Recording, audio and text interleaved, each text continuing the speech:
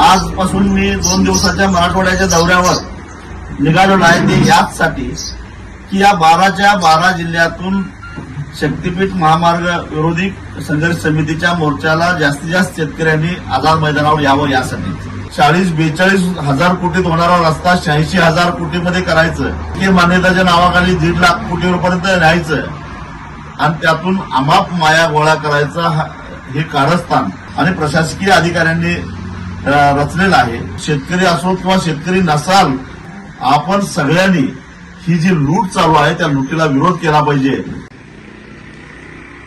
शक्तीपीठ महामार्ग विरोधी संघर्ष समितीनं 12 मार्चला मुंबईच्या आझाद मैदानावर जो मोर्चा ठेवलेला आहे त्या मोर्चाला स्वाभिमानी शेतकरी संघटनेचा पूर्ण ताकदीनं पाठिंबा आहे।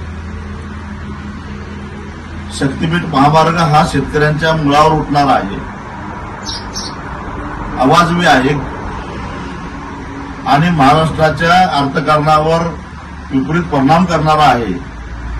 त्यातून केवळ राजकीय नेत्यांचंच भलं होणार आहे, चंगळ होणार आहे, प्रचंड भ्रष्टाचार होणार आहे, ही भूमिका स्वाभिमानी शेतकरी संघटनेनं पहिल्यापासून घेतलेली आहे आणि आजही ती कायम आहे। आणि त्यामुळं यापूर्वी मी अनेक वेळा याला विरोध केलेला आहे। आजपासून मी 2 दिवसाच्या मराठवाड्याच्या दौऱ्यावर निघालेलो आहे ते याचसाठी की या 12च्या 12 जिल्ह्यातून शक्तीपीठ महामार्ग विरोधी संघर्ष समितीच्या मोर्चाला जास्तीत जास्त शेतकऱ्यांनी आझाद मैदानावर यावं यासाठी। मी ज्यांची जमीन शक्तीपीठ महामार्गाला जाते त्यांना, त्याचबरोबर ज्यांची जमीन जात नाही त्यांनाही आवाहन करतो, कारण हा एक मोठा भ्रष्टाचाराचा प्रयत्न आहे।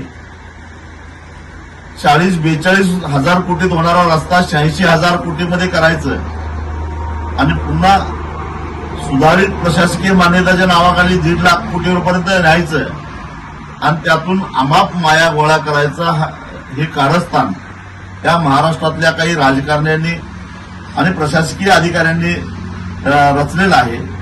त्याला बळी आपण पडणार आहोत, कारण हा सारा पैसा या रस्त्यावरून जे कुणी प्रवास करतील त्यांच्या खिशातून टोलच्या रूपाने जाणार आहे।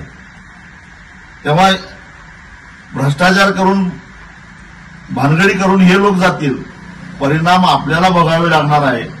आणि म्हणून शेतकरी असो किंवा शेतकरी नसाल तरी सुद्धा महाराष्ट्रातला एक करदाता जबाबदार नागरिक म्हणून आपण सगळ्यांनी ही जी लूट चालू आहे त्या लुटीला विरोध केला पाहिजे। यासाठी संवेदनशीलता शिल्लक असणाऱ्या सगळ्यांनी 12 मार्चच्या मोर्चाला यावं अशी मी कळकळीची विनंती करतो। अशाच नवनवीन अपडेट्ससाठी डिजिटल कोल्हापूर चॅनेलला सबस्क्राईब करायला विसरू नका। आमच्या फेसबुक, इन्स्टालाही नक्की फॉलो करा।